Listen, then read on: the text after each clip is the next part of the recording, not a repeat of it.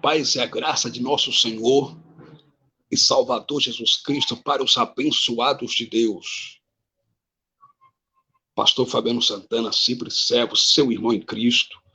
Meus queridos amados irmãos, estou fazendo essa live para nosso elevo espiritual, para nossa edificação espiritual e para nós aprendermos mais a palavra de Deus, pois nós somos eternos aprendizes.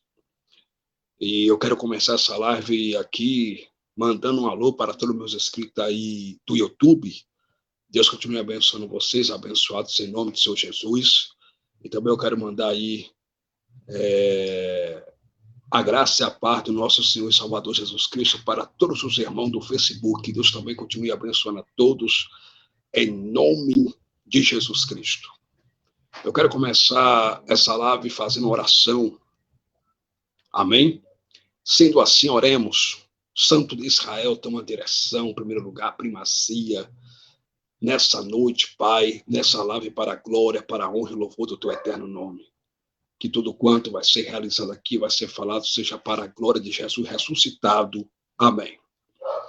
Meus queridos amados irmãos, eu vou ler aqui no livro de Hebreus, capítulo de número 9, que diz assim, epígrafe: os sacrifícios do santuário, por causa de suas imperfeições, deviam repetir-se, mas o de Cristo é único porque é perfeito. Diz assim a palavra de Deus. Ora também um primeiro de ordenança de culto divino e um santuário terrestre.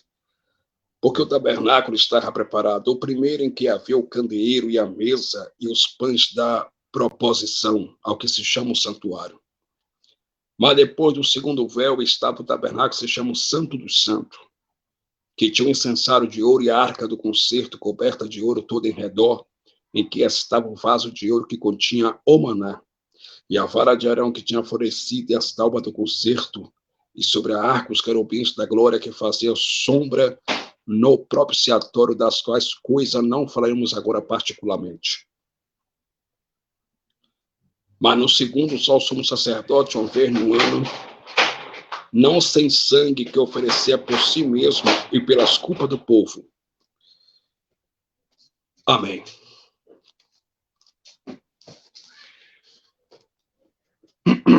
Meus queridos amados irmãos, o autor aos Hebreus,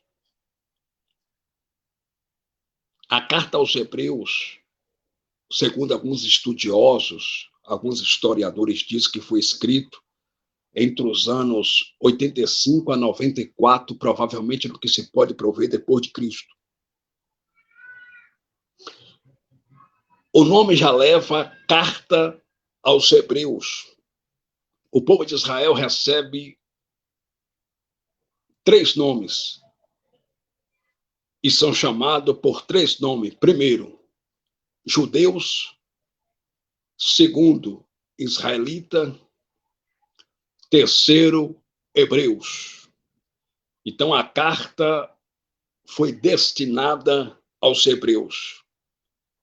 Alguns historiadores atribuem a autoria do livro ou da carta aos hebreus a Barnabé. Outros atribuem a autoria a Apolo de Alexandria, que conhecia o grego koiné, que era um fervoroso pregador, eloquente, tinha um grande poder de persuasão. Ele era fervoroso nas escrituras.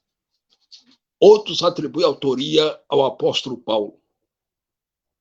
E outros dizem que foi Silas, na forma hebraica, que escreveu, ou Silvano, na forma grega. Mas nós não sabemos ao certo quem escreveu a carta aos Hebreus.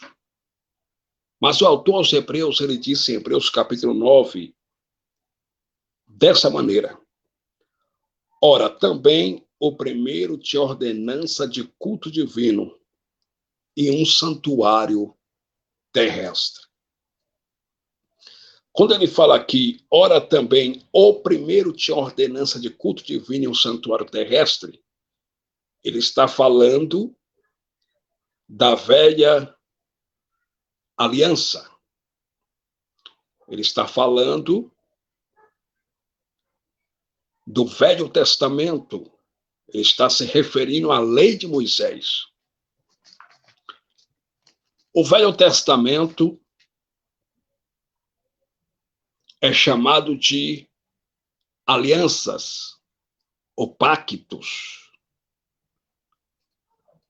O povo de Israel viviam de alianças, era um povo já acostumado porque eles passaram e eles fizeram diversas alianças. E Deus, por intermédio agora do profeta Moisés, fez uma aliança com o povo de Israel. E essa aliança que Deus fez com o povo de Israel recebe o nome de lei. A palavra lei no hebraico quer dizer Torá, que significa preceitos, regras, normalidades. E quando o autor aos Hebreus ele fala, ora também um primeiro de ordenança de culto divino e o santuário terrestre, ele está se referindo à antiga aliança, pois o povo de Israel era acostumado a fazer diversas alianças, e eles vieram de diversas alianças ou pactos. No Antigo Testamento da Bíblia, que recebe o nome de Veterotestamentário Bíblico, Deus fez um pacto, uma aliança, chamada Antiga Aliança com o povo hebreu, com o povo de Israel. E esse pacto, essa aliança que Deus fez com os hebreus, consistia em ordenanças, em práticas ritualísticas da lei de Moisés, como ministérios, como guarda do sábado, dízimo, circuncisão e outras ordenanças. Então, o Antigo Testamento não começou em Gênesis. O Antigo Testamento começou quando os anjos deu as tábuas da lei para Moisés, da lei dos 10 mandamentos, que foi escrito pelo próprio dedo de Deus. E Moisés agora derramou o sangue do animal sobre as tábuas da lei. Quando Moisés derramou o sangue do animal sobre as tábuas da lei, ali começou o Velho Testamento, ou Antiga Aliança, ou Antigo Pacto. Para muitas pessoas, o Novo e o Velho Testamento consiste em 66 livros, sendo que o Velho contém 39 livros e o Novo, 27 livros. Mas a Antiga Aliança, o Velho Testamento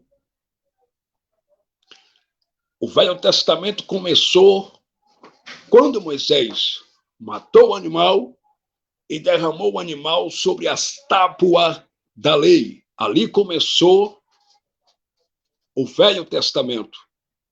Muitos religiosos acreditam que o Novo e o Antigo Testamento são livros, mas não são livros. São chamados de alianças, são chamados de pactos. Apenas os livros certificam os pactos, as alianças que Deus fez pelos profetas com o povo de Israel. Mas o Antigo Testamento e o Novo Testamento não são livros.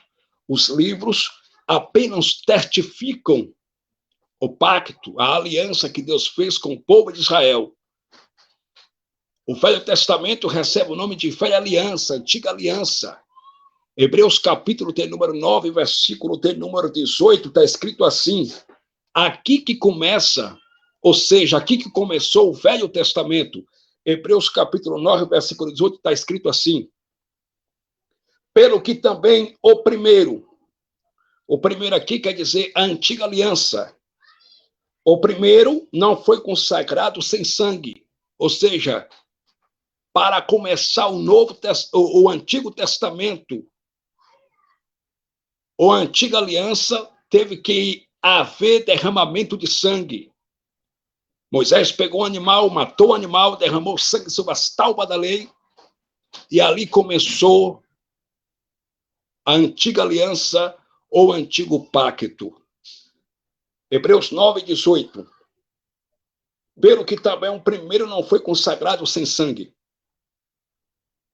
Porque, havendo Moisés anunciado a todo o povo todos os mandamentos segundo a lei, tomou o sangue dos bezerros e dos bodes, com água, lã, púrpura, insopo, e aspergiu tanto o mesmo livro como todo o povo, dizendo: este é o sangue do testamento que Deus vos tem mandado.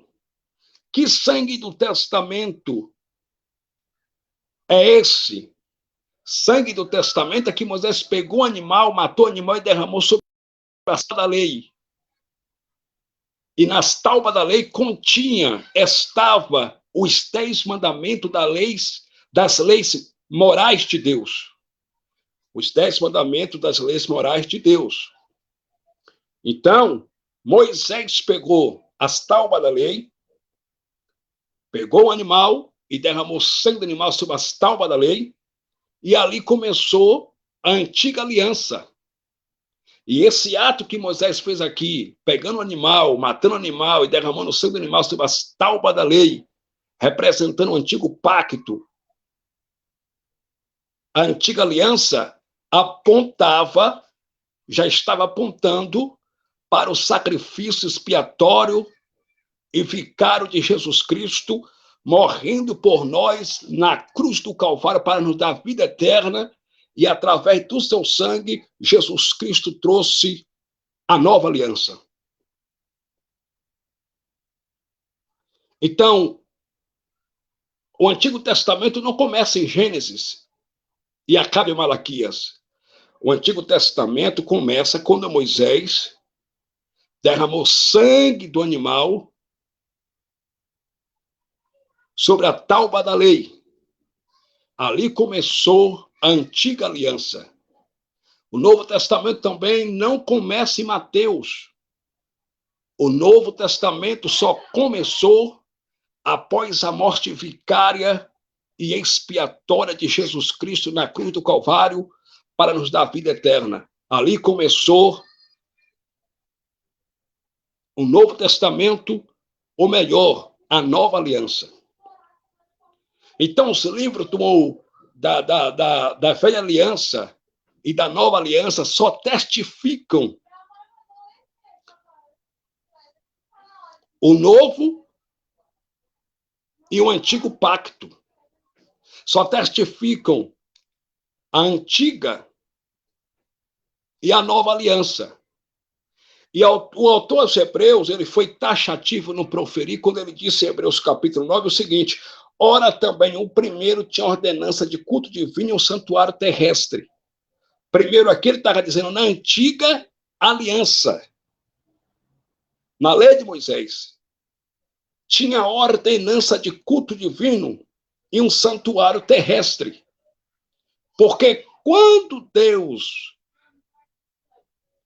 fez uma aliança com o povo de Israel, chamada de Antiga Aliança, na aliança também tinha ordenanças.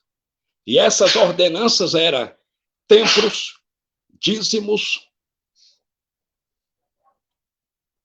jejuns, batismo,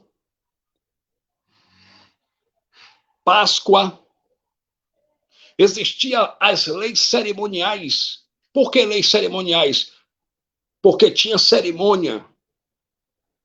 E aqui o autor de Hebreus olha para os irmãos judeus de origem judaica e diz assim no capítulo 9: ora também o primeiro tinha ordenança de culto divino e um santuário terrestre. Por quê? Porque o povo de Israel, eles andavam de reino para reino. Eles andavam de uma nação para outra. Só que Na antiga aliança, existia o templo de Salomão. Existia o templo de Jerusalém, aonde os sacerdotes, segundo a lei mosaica, a lei de Moisés, faziam os serviços no templo, faziam os sacrifícios no templo. E o autor aos Hebreus disse assim: ora, também o primeiro tinha ordenança de culto divino em um santuário terrestre, porque o tabernáculo estava preparado, o primeiro em que havia o candeeiro e a mesa e os pães da proposição, ao que se chama o santuário. Então, na lei de Moisés, existia o templo de Jerusalém, e dentro do templo, os sacerdotes faziam sacrifício de animais, de bodes, de novilhos, de bezerras, diversos animais, pelos seus próprios pecados e pelos pecados do povo de Israel. E quando o autor Hebreu diz assim, ora também o primeiro de ordenança de culto divino no santuário terrestre, ele estava se referindo à lei de Moisés. Ele estava dizendo sobre o templo de Jerusalém, que no templo de Jerusalém, sim, tinha ordenança, segundo a antiga aliança, segundo a lei de Moisés, de culto divino e um santuário terrestre. Na lei, sim, existia culto divino e um santuário terrestre. O autor aos Hebreus olha para os irmãos hebreus e fala o seguinte, olha, foi na lei de Moisés que existia esse negócio de templo. Esse negócio de culto divino é coisa da lei. Era ordenanças da lei mosaica. E ele diz o seguinte, existia ordenança de culto divino e um santuário terrestre. E na primeira parte do tabernáculo ou do templo, estava o quê? O candeeiro, a mesa, os pães da proposição, ao que se chama o santuário. Isso é na primeira parte do templo. Mas na segunda parte do templo de Jerusalém, estava o tabernáculo. Existia o templo de Jerusalém. Na primeira parte do templo, existia o quê? Existia o lugar onde estava a mesa, o candeeiro, os pães da proposição, ao que se chama o santuário. Na primeira parte do templo de Jerusalém, existia um santuário. E era nesse santuário que tinha ordenança de culto divino. Os israelitas faziam cultos ali. Eles cultuavam no santuário que ficava na primeira parte do templo de Jerusalém.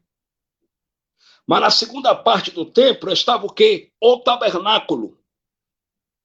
E no tabernáculo tinha o quê dentro do tabernáculo? No tabernáculo existia o quê? O Santo dos Santos. E no Santo dos Santos, só o sumo sacerdote, uma vez por ano, que poderia entrar no Santo dos Santos para oferecer sacrifício pelos seus próprios pecados e pelos pecados do povo de Israel.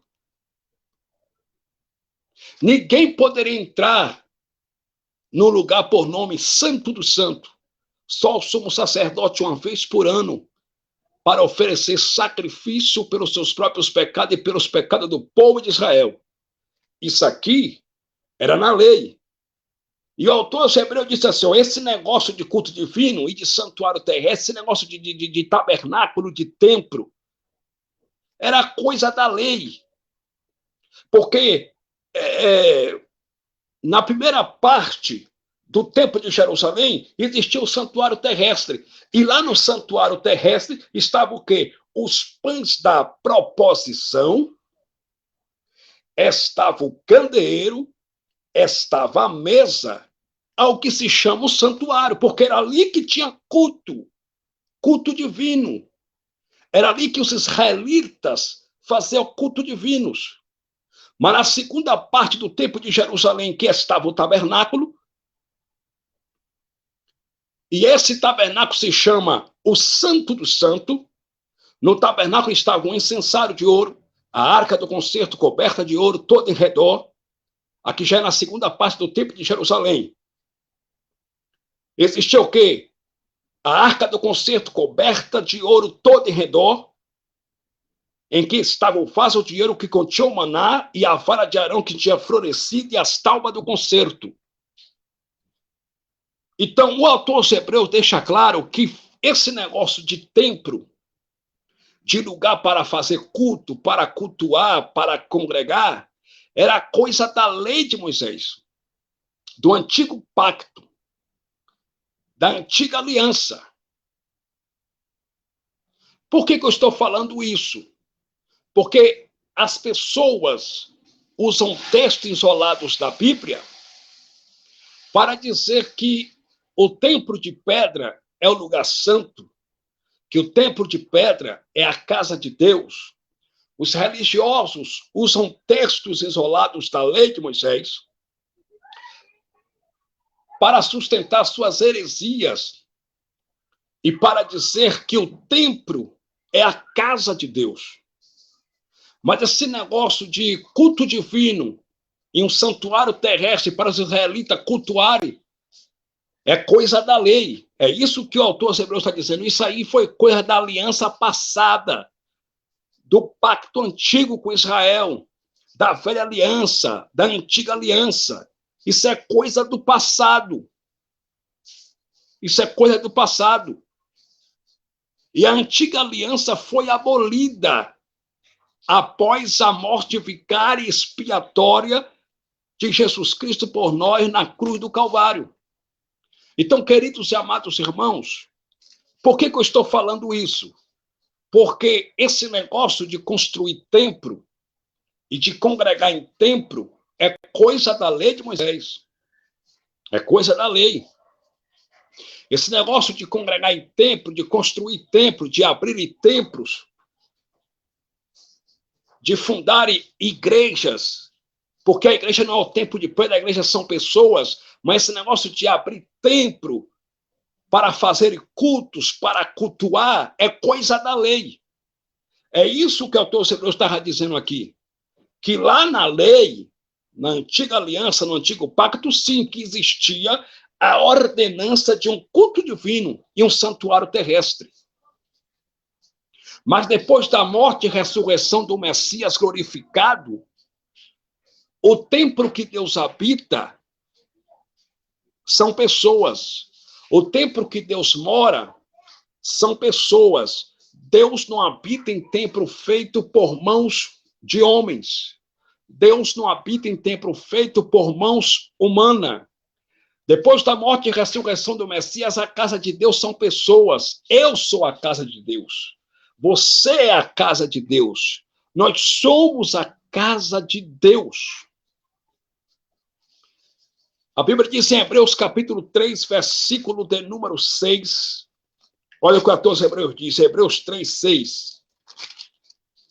Hebreus capítulo 3, versículo 6, está escrito assim: mas Cristo como filho sobre a sua própria casa. O autor aos Hebreus aqui está colocando em destaque, está destacando que nós somos a casa de Deus, porque a própria casa de Cristo aqui, em Hebreus 3,6, somos nós, são pessoas, não é o templo de pedra. Hebreus capítulo 3, versículo 6. Mas Cristo como filho sobre a sua própria casa, a qual casa somos nós, está vendo aqui? Essa casa somos nós, não é o templo de pedra. Hebreus 3,6. Mas Cristo como filho sobre a sua própria casa, que somos nós, a qual casa somos nós, se tão somente conservarmos firme a esperança e a glória da esperança até o fim. O autor dos Hebreus estava dizendo o seguinte: ó irmãos hebreus, se vocês perseverar, se vocês conservar firme a glória da esperança até o fim, se vocês perseverar na graça de Deus, valorizando o sacrifício do Messias por vocês, e se vocês perseverar, se vocês ficarem firmes na glória da esperança, até o fim, até o final, Cristo é fiel sobre a sua própria casa, a qual somos nós. Então, em Hebreus 3,6 diz que nós que somos a casa de Cristo, nós que somos a igreja de Cristo. Então, o autor aos Hebreus disse o seguinte: na antiga aliança existia um santuário terrestre e a ordenança de um culto divino. Porque quando Deus deu as leis morais, por intermédio do profeta Moisés para o povo de Israel, a lei dos mandamentos consistia em ordenanças. E quais eram essas ordenanças? Batismo, Páscoa, circuncisão, guarda do sábado, dízimo, expiação. Essas eram as ordenanças da lei. Santa Ceia. Tudo isso eram as ordenanças da lei de Moisés. A lei de Moisés consistia em ordenanças. E dentre essas ordenanças, tinha a ordenança de um culto divino e de um santuário terrestre. Então, os israelitas, eles faziam culto dentro do templo de Jerusalém. Eles cultuavam dentro do templo de Jerusalém, juntamente com seus líderes religiosos, com os sacerdotes, com Moisés, dentro do templo de Jerusalém. Então, esse negócio, irmão, de congregar em templo é coisa da lei. Na primeira parte do templo, eles cultuavam, porque ali tinha a ordenança de um culto divino e de um santuário terrestre. Mas hoje, nós que estamos na graça, chamada sexta dispensação da graça de Deus, não precisamos de um templo físico. Porque na graça de Deus, nós somos o templo em que o Messias habita. Nós somos o templo de Deus. Jesus nunca mandou seus discípulos construírem templos. Jesus nunca mandou os seus seguidores abrirem templos religiosos. Mas Jesus disse no Evangelho segundo escreveu o evangelista Marco para os romanos, entre os anos 62 a 63, provavelmente no que se pode prover depois de Cristo, Jesus disse em Marcos 16:15, ide por todo o mundo e pregai o evangelho a toda criatura. E o que é evangelho? Evangelho, a palavra evangelho no grego recebe o nome de evangelion, que quer dizer boa notícia de salvação para os perdidos pecadores, boas novas de salvação para os pecadores.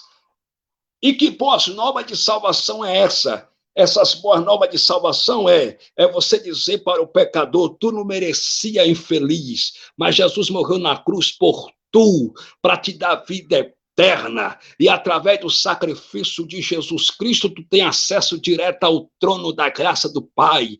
Através do sacrifício de Cristo, tu pode falar com o Pai em qualquer lugar. Tu pode falar com o Pai na praia, tu pode falar com o Pai lavando os pratos, tu pode falar com o Pai almoçando, jantando. Você não precisa mais de intermediador entre você e o Pai, porque Cristo é o mediador entre Deus e os homens.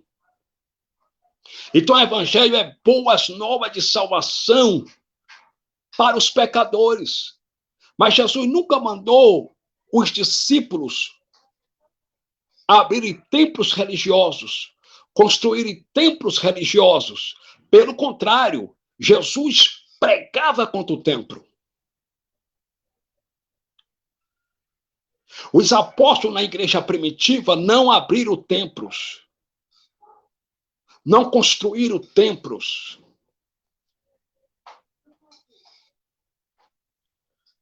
Por quê? Porque nós que somos a casa de Deus, nós somos a morada de Deus.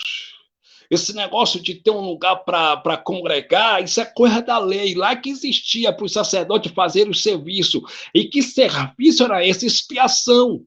Eles faziam expiação pelos seus próprios pecados e pelos pecados do povo de Israel. Ali no templo de Jerusalém, sim, que existia ordenança de culto divino, um santuário terrestre, mas depois da morte e ressurreição de Cristo, Cristo é o nosso sumo sacerdote eterno que nos ministra todos os dias, não em templo feito por mãos de homem, mas no templo espiritual que é o céu para a glória do Cristo ressuscitado. Amém. Então, hoje você não precisa congregar em templos, você não precisa frequentar templo religioso nenhum, porque você que é o templo de Deus, você que é a casa de Deus, você que é a morada de Deus. Olha o que o apóstolo Paulo disse aqui em Atos dos Apóstolos, capítulo 17, e o versículo de número 24. Atos dos Apóstolos, capítulo 17, versículo 24, o apóstolo Paulo disse assim: o Deus que fez o mundo e tudo que nele há, sendo o Senhor do céu e da terra, não habita em templo feito por mãos de homens. Não habita em quê? Em templo feito por mãos de homens. Versículo 25. Nem tampouco é servido por mãos de homem, como que necessitando de alguma coisa, pois ele mesmo é quem dá a todos a vida, a respiração e todas as coisas. Paulo entrou no tempo pagão dos atenienses, e o apóstolo Paulo, cheio do Espírito Santo, olhando para o templo pagão dos atenienses, Paulo disse: olha, Deus não habita em templo feito por mãos humanas, porque o templo que Deus habita na graça e em graça é o nosso corpo que é templo e morada do Espírito Santo de Deus. É no seu corpo que Deus habita. É no meu corpo que Deus habita. O diácono Estevão, da igreja primitiva, ele foi morto apedrejado porque ele pregou contra o templo de Jerusalém. O diácono Estevão, cheio do Espírito Santo, usado pelo Espírito Santo, porque todas as pessoas que pregam a verdade são usadas pelo Espírito Santo. O diácono Estevão, cheio do Espírito Santo, olhou para o templo de Jerusalém e para as autoridades da época, os líderes religiosos. Em Atos capítulo 7, versículo 48, ele disse: mas o Altíssimo não habita em templo feito por mãos de homem. Eu vou ler para você. Atos dos Apóstolos, capítulo 7, versículo 48. E por isso que Estevão foi apedrejado, porque pregou a verdade e porque pregou contra o templo de Jerusalém. Atos, capítulo 7, versículo de número 48. Mas o Altíssimo não habita em templo feito por mãos de homem, como diz o profeta. O céu é o meu trono e a terra o estrado dos meus pés. Que casa me edificareis, diz o Senhor? Ou qual é o lugar do meu repouso? Porventura, não fez a minha mão todas estas coisas? Depois que Estevão falou que Deus não habita em templo de pedra, templo feito por mão de homens pecadores, os líderes religiosos arrastaram Estevão para fora da cidade e eles mataram Estevão apedrejado. Por que matou Estevão apedrejado? Simplesmente porque ele disse que Deus não habita em templo feito por mãos de homem. Paz, meus senhores, se Estevão estivesse aqui hoje e ele chegasse dentro desses templos religiosos aí, Assembleia de Deus, Quadrangular, Igreja Batista, Universal, Deus amou, Jesus foi ali, já está votando, o cuspe pegou fogo, não sei o quê, e o diácono Estevão olhasse para um pilantra desse que diz que é pastor, mas é mercenário, ladrão e salteador, e dissesse: olha, Deus não está nesse templo, e Deus não habita dentro desse templo. A mesma coisa que os líderes religiosos fizeram com Estevão, em Atos capítulo 7, versículo 48 e diante, os líderes religiosos de hoje também fariam. E por quê? porque eles não aceitam a sã doutrina. Eles não aceitam o evangelho da graça. Eles não aceitam a verdade. Nós somos templo de Deus. O templo que Deus habita somos nós. Nós somos a casa de Deus. Paulo disse, 1 Coríntios, capítulo 3, versículo 16, Paulo disse, o vosso corpo é templo do Espírito Santo. Então, escute isso aqui. O meu corpo, o teu corpo é templo do Espírito Santo.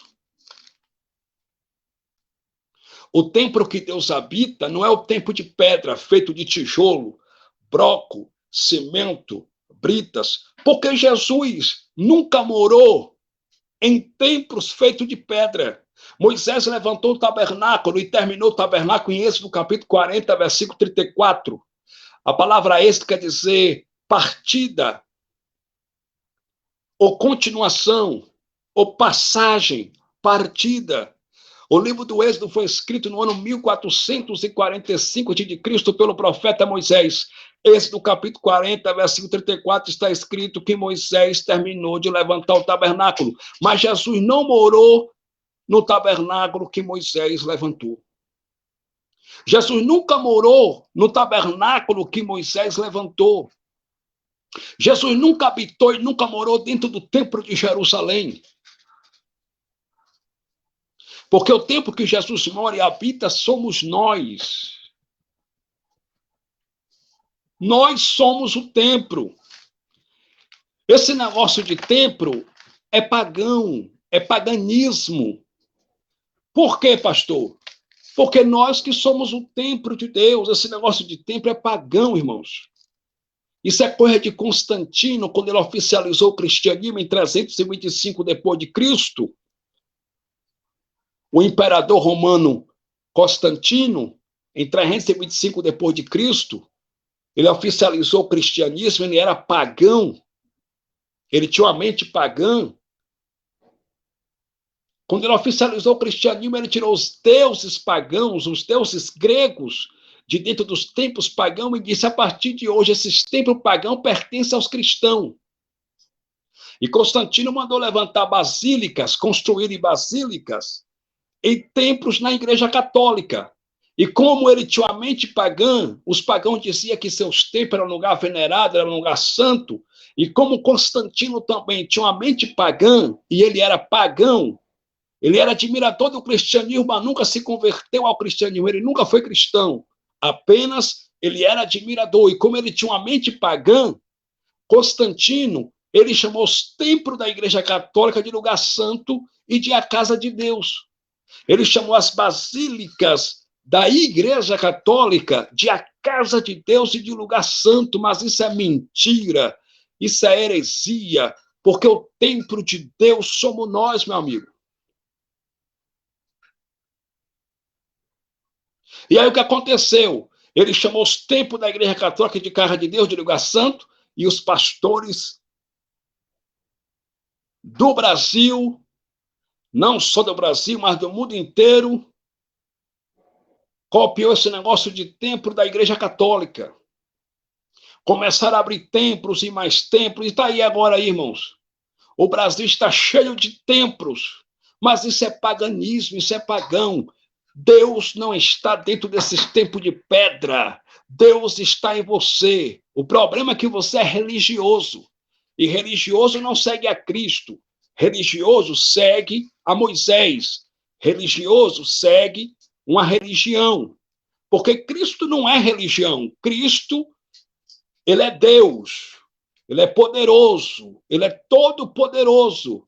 O evangelho de Cristo consiste em apenas 2 mandamentos. Primeiro mandamento, e esses 2 mandamentos dependem de toda a lei e os profetas. É o que está escrito no livro do Dr. Lucas, capítulo 10, versículo 27. Primeiro mandamento, amarás o seu teu Deus de toda a tua força, tua alma e o teu entendimento. E o segundo mandamento, amarás o teu próximo como a ti mesmo. A lei e os profetas dependem desses 2 mandamentos. Então, o evangelho de Cristo é o evangelho do amor, é o evangelho da graça de Deus. E o que é graça? A palavra graça no hebraico recebe o nome de charis, que quer dizer favor imerecido de Deus para com a humanidade. O evangelho não tem nada a ver com placas de igreja, com nome de igreja, com templo religioso. Isso é religião. O problema é que você não segue a Cristo, você não segue o Jesus glorificado, ressuscitado. Você segue a lei de Moisés. Você segue apenas uma religião. É por isso que você gosta de estar dentro de templo de pedra. É por isso que você só acha que Deus te ouve quando você está dentro de um templo de pedra, de um templo pagão. É por isso que você acha que Deus só está com você se você pegar teu dinheiro suado e dar dentro de um templo para um charlatão, para um mercenário. Porque religioso não segue a Cristo, segue religião. E o que é religião? A palavra religião no latim, na Vulgata Latina, recebe o nome de religare, que significa ligar de novo. E religião nenhuma liga o homem a Deus. Quem liga o homem a Deus é o Messias. 1 Timóteo, capítulo 2, versículo 5, o apóstolo da graça Paulo, ele disse: há um só intermediador, há um só mediador entre Deus e os homens, Jesus Cristo, homem. Jesus Cristo é o caminho que liga o homem ao Pai. Jesus é o caminho que liga o homem a Deus. Religião nenhuma liga o homem a Deus. A religião, pelo contrário, ela afasta o homem de Deus. Ela coloca o homem para longe de Deus, pregando a lei de Moisés, pregando o dízimo, pregando o preceito de homens, inversonice de homem, pregando a lei, colocando o povo debaixo de um fardo pesado, sendo que eles mesmos não movem nem com o dedo, como Jesus disse para os líderes religiosos, em Mateus capítulo 23, versículo 2 e 3.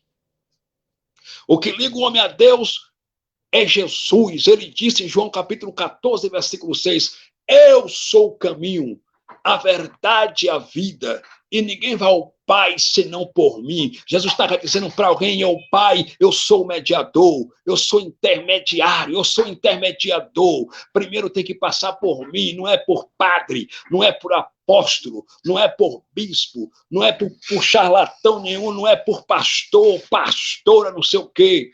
O mediador entre Deus e os homens é Jesus Cristo, meu amigo. Cristo é o mediador entre Deus e os homens. Então, esse negócio de templo é pagão, porque o templo somos nós. Olha que o apóstolo Paulo, cheio do Espírito Santo, ele disse para a igreja de Corinto. Isso que Paulo disse para a igreja de Corinto é forte, irmãos. 1 Coríntios, capítulo 3. E o versículo de número 16. 1 Coríntios, capítulo 3, versículo de número 16. Corinto era uma cidade grega. E Paulo, cheio do Espírito Santo, ele olha para os irmãos que se reuniam em nome de Jesus, não em templo, mas em casa, né?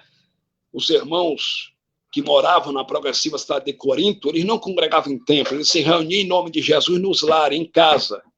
Eles se reuniam em casa. E Paulo, cheio do Espírito Santo, ele disse assim para os irmãos da progressiva cidade de Corinto, 1 Coríntios 3, versículo de número 16, Paulo disse: não sabeis vós que sois o templo de Deus e que o Espírito de Deus habita em vós? Não, peraí, está escrito como? Não sabeis vós que o templo religioso que tu frequenta é o templo de Deus, é o lugar santo, para falar com Deus tem que estar lá dentro dando dízimo? É assim que está escrito? Não. Está escrito assim, 1 Coríntios, capítulo 3, versículo 16. O que eu estou mostrando aqui é Bíblia, vocês podem me xingar aí, né? Que tem uns atribulados que ficam me xingando, que não sei o quê, mas não estou nem aí, meu compromisso é com o Pai, meu compromisso é com o Messias, meu compromisso é com Jesus ressuscitado e glorificado, é mostrar a verdade para o povo, porque a verdade liberta. 1 Coríntios, capítulo 3, versículo 16, Paulo disse: não sabeis vós que sois o templo de Deus? Paulo estava dizendo aqui para os irmãos que moravam na distinta cidade de Corinto. Não sabeis vós que sois o templo de Deus? E que o Espírito de Deus habita em vós? Em outras palavras, habita em vocês? Versículo 17. Se alguém destruir o templo de Deus, Deus o destruirá. Porque o templo de Deus que sois vós, em outras palavras, que é vocês, é santo. Ora, Paulo não está se referindo aqui a tempo de pedra. Paulo disse aqui pelo Espírito Santo que o nosso corpo é templo do Espírito Santo e que santo para o Messias é o nosso corpo. Por isso que Paulo disse no versículo de número 17, se alguém destruir o templo de Deus, Deus o destruirá, porque o templo de Deus que sois vós é santo. Em outras palavras, Paulo quis dizer assim, ou seja, Paulo estava dizendo assim, porque o templo de Deus, que é o vosso corpo, é santo. Então, queridos e amados irmãos, o templo de Deus são pessoas. O templo de Deus somos nós. Você é o templo de Deus. 1 Coríntios, capítulo 6, versículo de número 17. Olha o que o apóstolo da graça São Paulo disse. Mas o que se ajunta com o Senhor é um mesmo espírito. Versículo 18. Fugir da prostituição. Todo pecado que o homem comete é fora do corpo, mas o que se prostitui peca contra seu próprio corpo. Versículo 19. Ou não sabeis que o nosso corpo é o templo do Espírito Santo que habita em vós, proveniente de Deus, e que não sois de vós mesmo? Briga com a Bíblia. É a Bíblia que diz: o nosso corpo é templo e morada do Espírito Santo. Então, o templo que Deus habita e que é santo para Deus é o nosso corpo, queridos. Versículo 20, Paulo disse: porque foste comprado por bom preço, glorificai, pois, a Deus no vosso corpo e no vosso espírito, os quais pertencem a Deus. Então, o templo que Deus habita é o teu corpo. O templo que Deus habita são pessoas. Jesus nunca morou em templo feito por mãos de homem. Jesus nunca habitou em tijolo, em broca, em brita. Jesus nunca habitou em coisas que não têm vida.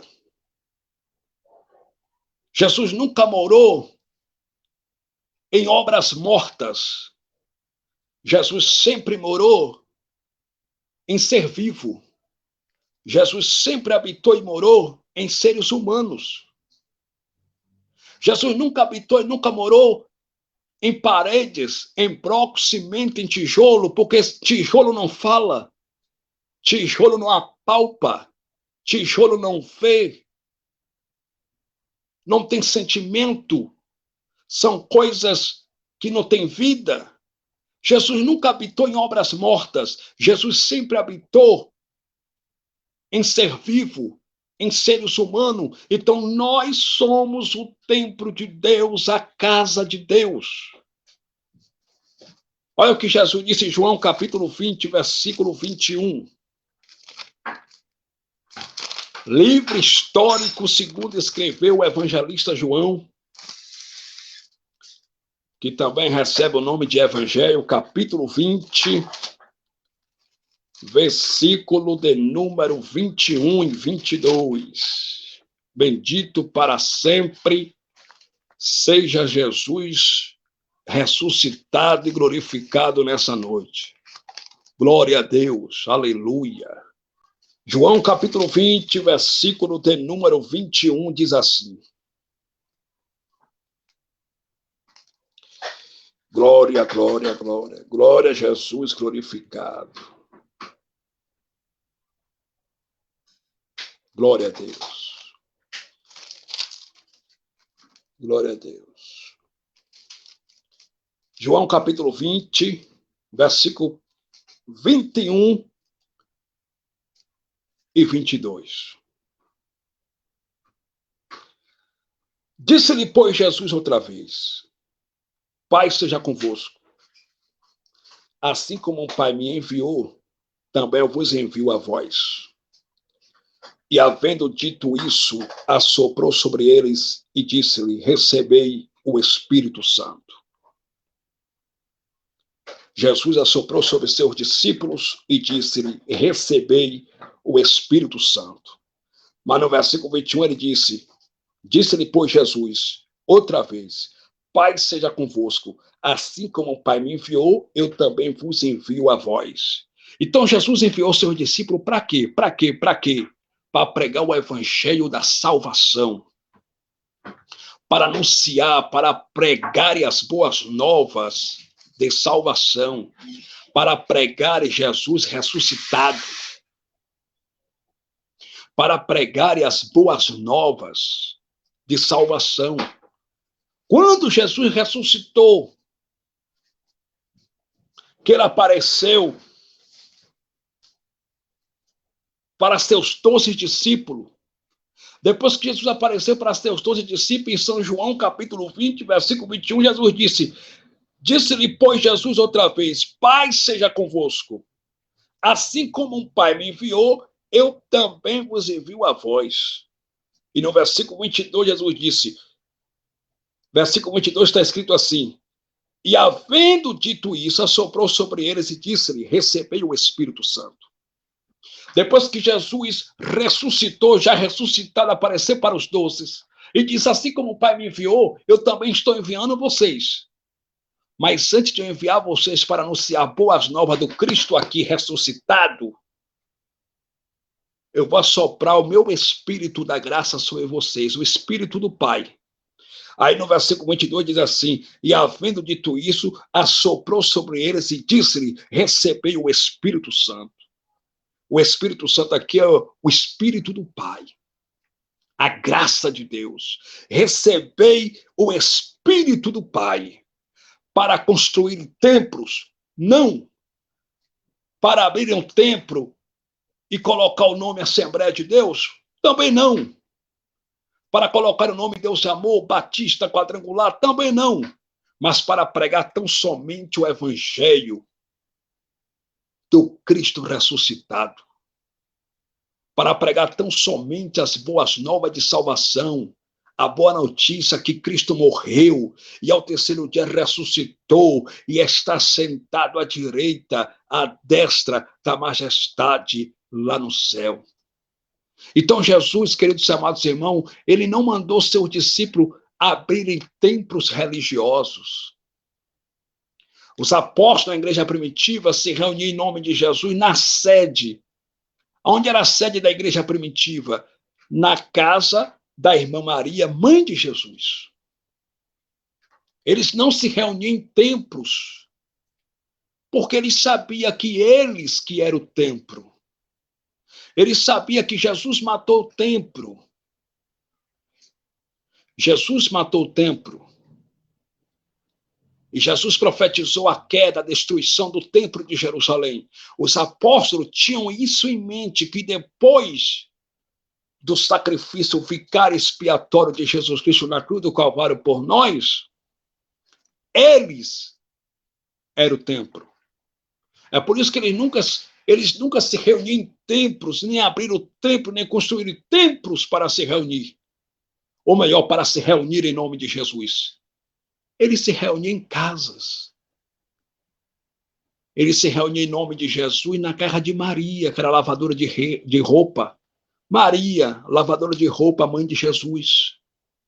Tanto é que em Atos capítulo 2, versículo 1, está escrito: e cumprindo-se o dia de Pentecostes, estavam todos reunidos no mesmo lugar, mas eles estavam reunidos em nome de quem? Em nome de Jesus, esperando a promessa do Pentecoste, que era uma festa judaica precedida por 3 festas. A primeira festa, a festa dos tabernáculos; segunda festa, a festa da Páscoa; a terceira festa, a festa das 7 trombetas. Pentecostes recebe o nome de festa da colheita, aonde era o ano que o povo de Israel, eles escolhiam muito frutos do campo, frutos da terra, frutos da terra, aonde o povo de Israel recolhia do campo a novidade das suas sementes do campo. Pentecostes também recebe o nome de festa dos 50, festa das semanas, festa dos 50. Eles estavam reunidos na casa de Maria em nome de Cristo, 120 irmãos esperando a promessa se cumprir do Pentecostes, em Atos capítulo 2. E aí a Bíblia diz em Atos capítulo 2, e cumprindo-se o dia de Pentecostes, estavam todos reunidos no mesmo lugar, e de repente veio do céu um som como de um vento impetuoso, e encheu toda a casa. Não encheu o templo, não, de pedra, não. Encheu toda a casa, porque ele se reunia em casa. A igreja de Cristo, ela não se reúne em templos. E ela nunca se reuniu em templos. Os apóstolos da igreja primitiva se reuniam na casa de Maria. Porque Jesus matou o templo. Jesus já tinha profetizado a destruição do templo de Jerusalém. Aí depois Jesus chegou para os líderes religiosos e disse: olha, esse templo aqui, o templo vai ser destruído. Depois que ele já tinha profetizado que o templo ia ser destruído, ele chegou para os líderes religiosos e disse: olha, esse templo vai ser destruído. Aí os líderes religiosos disseram: oxe, esse templo aqui demorou mais de 45 anos para ser construído, e tu diz que vai destruir o templo, e depois de 3 dias tu vai levantar o templo de novo? Eles não entenderam nada. Jesus estava falando da sua morte vicária no Calvário por nós. Quando Jesus disse assim: eu vou destruir esse templo, o templo vai ser destruído, eu vou destruir o templo, não vai ficar pedra sobre pedra que não seja derrubada, e depois de 3 dias eu vou levantar o templo de novo. Aí os líderes religiosos disseram: esse templo levou aqui mais de 45 anos para estar pronto, e tu dizes que vai reconstruir ele, levantar ele com apenas 3 dias. Jesus estava falando do seu corpo, ele está falando da sua morte, ele estava dizendo: eu que sou o templo, esse templo aqui, eu, Jesus, eu que sou o templo, esse templo aqui, eu vou morrer, mas eu vou morrer pelo meu povo, eu vou oferecer um sacrifício melhor e maior na cruz do Calvário pelos pecadores. Mas ao terceiro dia eu vou ressuscitar. Ao terceiro dia eu vou ressuscitar. Ele estava se referindo ao seu próprio corpo. Ele estava falando que ele é o templo, porque Jesus matou o templo. O templo é Jesus. O templo somos nós. Ah, pastor, mas a Bíblia diz no Evangelho de João que Jesus chegou no templo de Jerusalém e ele expulsou as pessoas que estavam vendendo e comprando dentro do templo, que estava comercializando pombos, pássaros e outras coisas dentro do templo de Jerusalém, no Evangelho de João. Mas entenda, Mateus, Marcos, Lucas e João não é o Novo Testamento.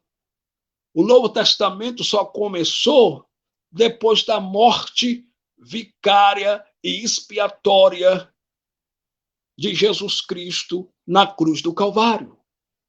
Só após a morte expiatória de Cristo que começou o Novo Testamento, que recebe o nome de Nova Aliança, o Novo Pacto. Nós hoje estamos no Novo Pacto, na Nova Aliança, na nova lei, chamada Lei da Graça de Deus. E na graça não tem templo, porque você é o templo. Aleluia! Na graça não tem dízimo, não tem batismo em água, porque nós já fomos batizados na cruz.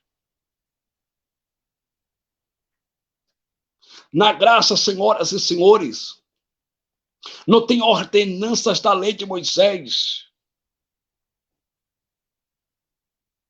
Na graça, nós somos livres. Nós somos livres de quê? De ordenanças da lei. Na graça, nós já somos justificados, porque nós fomos justificados e perdoados na cruz. Na graça, nós fomos santificados na cruz. Nós recebemos a nossa salvação, foi no madeiro, foi na cruz, através do sacrifício vicário de Jesus Cristo. Então, no Evangelho de João, João recebe o nome de livro histórico, que também é Evangelho, porque fala da história de Cristo, fala do Evangelho de Jesus Cristo. No Evangelho, segundo escreveu o evangelista João, a lei de Moisés ainda estava em vigor. O testamento da antiga aliança ainda estava em vigor. Foi por isso que Jesus, quando foi no templo de Jerusalém, ele expulsou quem estava vendendo e ele expulsou também as pessoas que estavam comprando dentro do templo. Por quê? Porque esse negócio de templo, como está escrito em Hebreus capítulo 9, foi no primeiro pacto, na antiga aliança, que existia a ordenança de um culto divino e um santuário terrestre. Então Jesus era judeu de origem judaica. Ele tinha que cumprir a lei de Moisés. Se ele não cumprisse a lei de Moisés, ele seria apedrejado. Então Jesus, para dar exemplo, que ele não veio, como ele disse em Mateus 5,17, eu não vim para abrogar a lei. Enquanto ele estava vivo, ele disse, eu não vim para abrogar a lei, mas para cumprir a lei de Moisés. Então Jesus, para dar exemplo, ele entrou no templo de Jerusalém, viu aquelas pessoas comercializando, vendendo pombos, vendendo sacrifício, vendendo oração. Ele expulsou todo mundo de dentro do templo. Mas ele fez isso antes da sua morte vicária expiatória no madeiro. Porque o testamento da lei mosaica, o testamento da lei está em vigor ainda nos 4 livros históricos, Mateus, Marcos, Lucas e João. Só depois que Jesus morreu, foi que Jesus, na sua morte, aboliu a lei de Moisés. Olha o que está escrito em Hebreus, capítulo de número 9. Hebreus, capítulo 9, versículo de número 16. O que eu estou mostrando aqui é Bíblia. Hebreus, capítulo 9, versículo 16, diz assim. Porque onde há testamento, necessário é que intervenha a morte do testador. Versículo 17 diz assim, porque um testamento tem força onde houve morte. Ou terá ele algum valor enquanto o testador vive?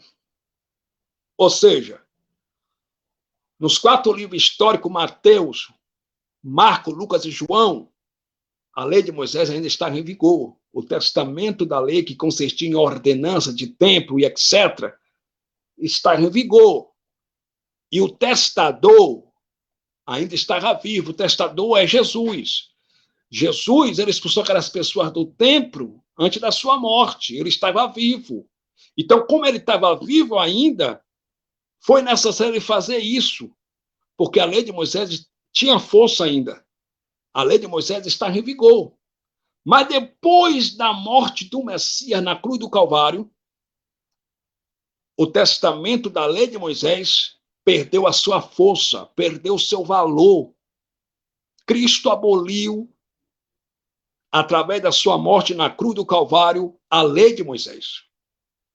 Ele aboliu a lei de Moisés e nos colocou sobre uma nova lei, chamada Lei da Graça de Deus. Então, meus queridos amados irmãos, religioso, ele precisa de uma religião. Cristão, não. Cristão não precisa de religião porque ele já tem Cristo dentro dele. Porque ele é o templo de Deus. Ele é a lavoura de Deus. Ele é a casa de Deus. ele é edifício de Deus, ele é morada de Deus. Então você é o templo de Deus. Esses templos religiosos aí, meu irmão, não passa de casa de comércio, não passa de covil, de curral, de ladrões e salteadores, de pessoas que viram a chance de se tornarem pessoas bem-sucedidas financeiramente, falando na Bíblia, e usam a palavra do Messias para se enriquecer ilicitamente, para enriquecer ilicitamente. Mas Deus te ouve em qualquer lugar. Para você orar, não precisa você ir num templo religioso.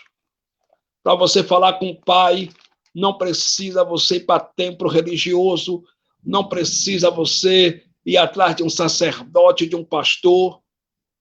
Porque quando o véu foi rasgado de alto a baixo na cruz do Calvário, o véu que fazia a separação entre Deus e a humanidade, quando o véu foi rasgado de alto a baixo, o Messias nos deu livre acesso para nós falarmos com o nosso Pai.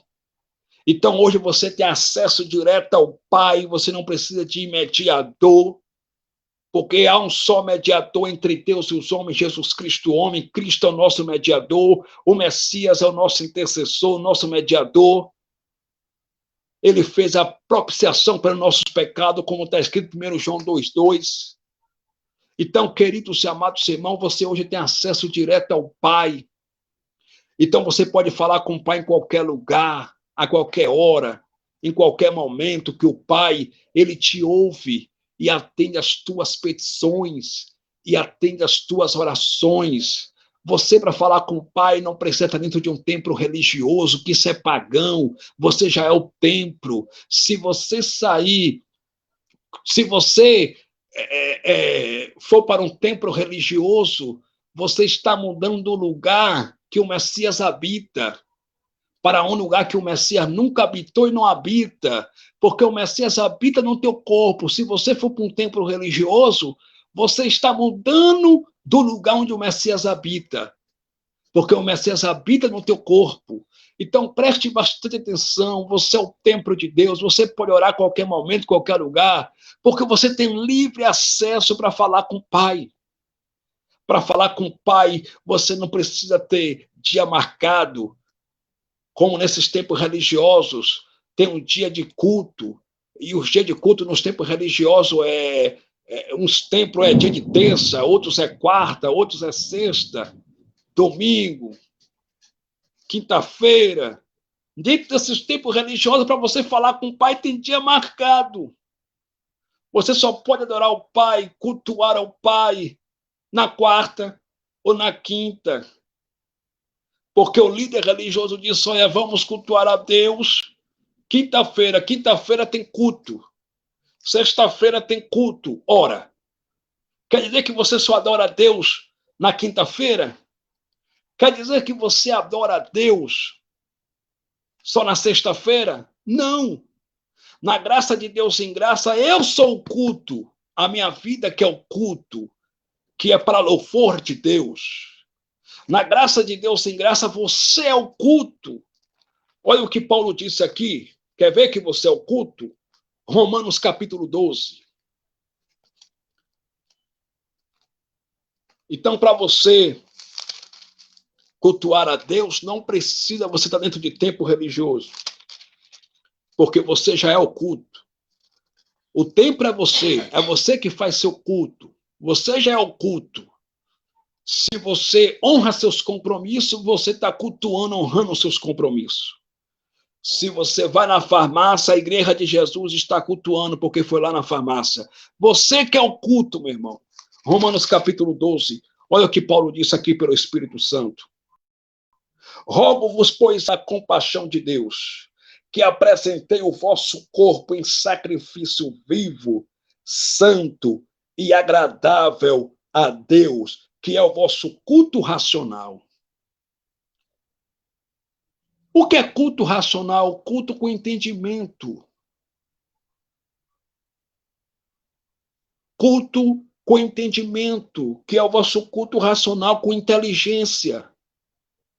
Então, dentro desses tempos religiosos, tem dias marcados para você falar com o Pai. Domingo tem culto disso, segunda-feira culto disso, quarta-feira. Não, meu irmão. Para você falar com o Pai, não existe horários, nem dia marcado. Você pode falar com o Pai todos os dias que você quiser falar, porque todos os dias o Pai, ele está disposto para te ouvir. Todos os dias o Pai te ouve e atende as tuas orações, porque você é o culto, você é o templo de Deus. Você que é o templo do Espírito Santo. O problema é que religioso, ele só vê Cristo dentro de um templo religioso, dentro da religião. Sendo que Cristo não está no templo religioso nem na religião. Religioso,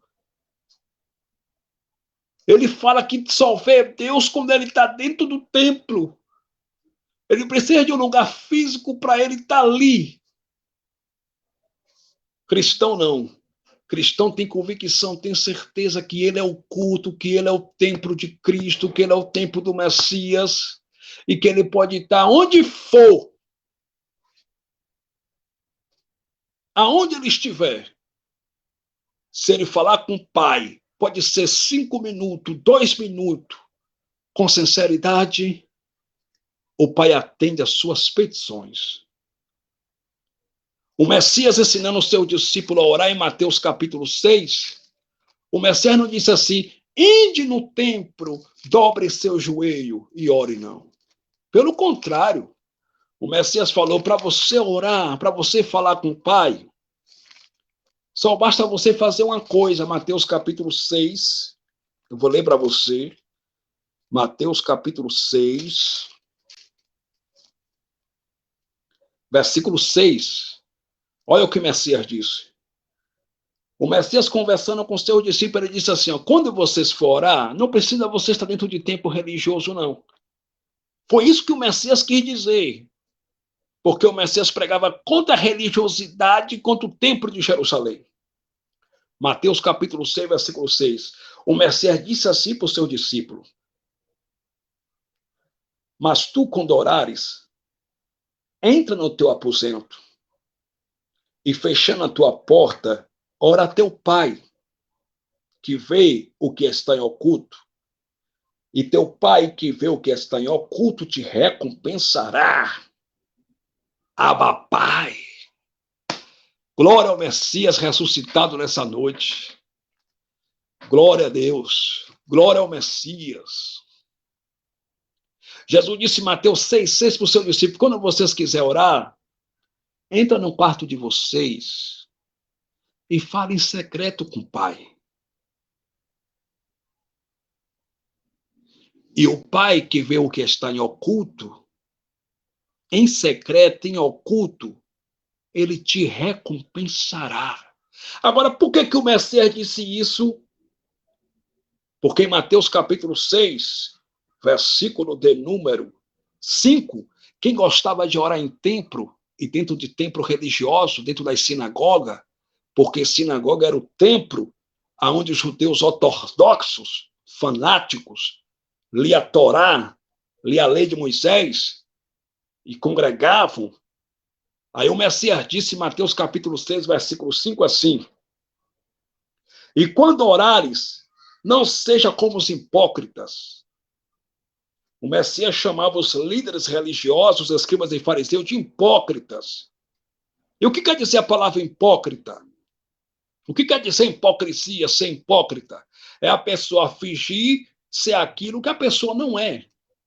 É a pessoa fingir em público ser uma pessoa santa, honesta, sendo que em oculto a pessoa comete todo tipo de mazela, todo tipo de pecado. A pessoa está praticando hipocrisia. A pessoa está sendo hipócrita. Ela está fingindo ser uma coisa que ela não é. Ela finge ser aquilo que ela não é. Isso é hipocrisia. Em Mateus 6,5, Jesus Ele ensinando os seus discípulos, ele disse, quando orares, não seja como os hipócritas. Ele chama de hipócrita. Quem frequenta templo religioso, o Messias chama de hipócritas. Pois se comprazem em orar em pé na sinagoga. O que é sinagoga? Nos templos. Eles têm prazer em orar em pé dentro dos templos. E às esquinas das ruas, para serem vistos pelos homens. Em verdade vos digo que já receberam o seu galardão. Jesus estava dizendo para o seu discípulo, esse negócio de frequentar templo, esse negócio de orar nos templos, é coisa de hipócrita. É coisa de religião, não tem nada a ver comigo, não. Porque para falar comigo, vocês não precisam frequentar um templo. Porque eu sou o templo, e vocês em mim também é meu templo. Simples assim. Eu sou o templo e vocês também é o templo, cambada. Para vocês falar comigo, não precisa vocês serem hipócritas como os escribas e fariseus. Mateus capítulo 6, versículo 5 é forte. E quando orar, não seja como os hipócritas, pois tem prazer, se comprazem orar em pé nas sinagogas, porque a sinagoga é nos templos. E as esquinas das ruas para serem vistos pelos homens. Em verdade, vos digo que já receberam o seu galardão. Aí, para quem segue o Messias, ele ensinou como orar. Ele olhou para o seu discípulo e disse, vocês que são meus seguidores, vocês devem orar assim, ó, Mateus capítulo 6, versículo 6. Mas tu, quando orares, entra no teu aposento, ou seja, entra no teu quarto, e fechando a tua porta, ora a teu pai, que vê o que está em oculto. E teu pai, que vê o que está em oculto, te recompensará.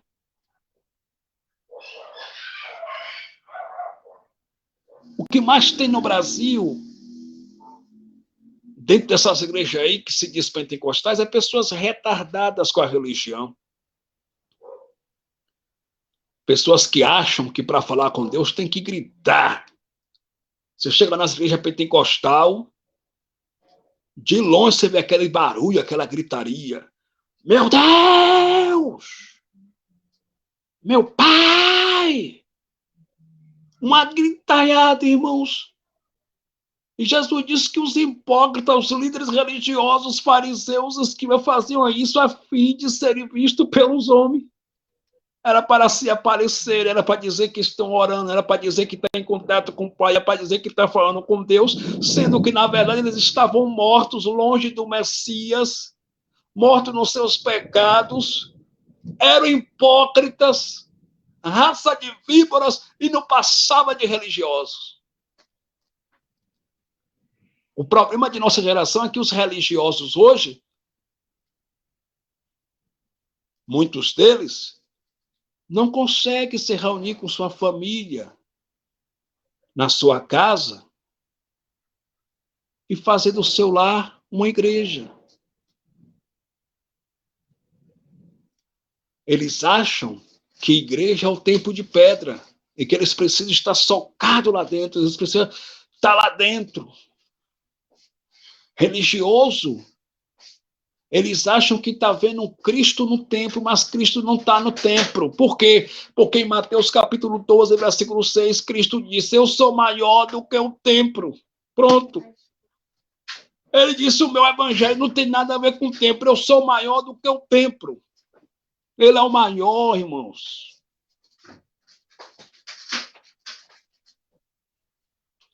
O Messias é maior do que o templo.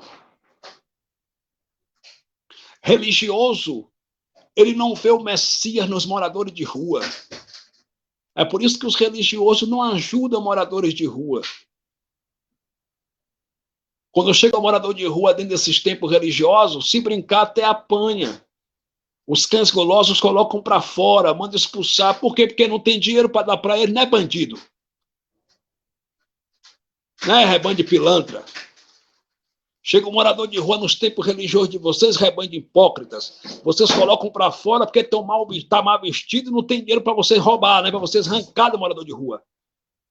Aí quando chega a empresária, vocês tratam bem, para tomar o dinheiro dela, né? Tomar o dinheiro da trouxa, da otária. É isso que vocês fazem. Vocês são inimigos da cruz. Quando eu falo que vocês são inimigos da cruz, não é daquele pedaço de madeira, não. Vocês são inimigos do sacrifício de Jesus Cristo por nós na cruz do Calvário. Vocês não enxergam o Messias no morador de rua. Vocês não enxergam o Messias na prostituta. Vocês não enxergam o Messias nos mendigos. Porque vocês apenas seguem uma religião. Vocês nunca foram do Messias. Vocês nunca seguiram o Messias.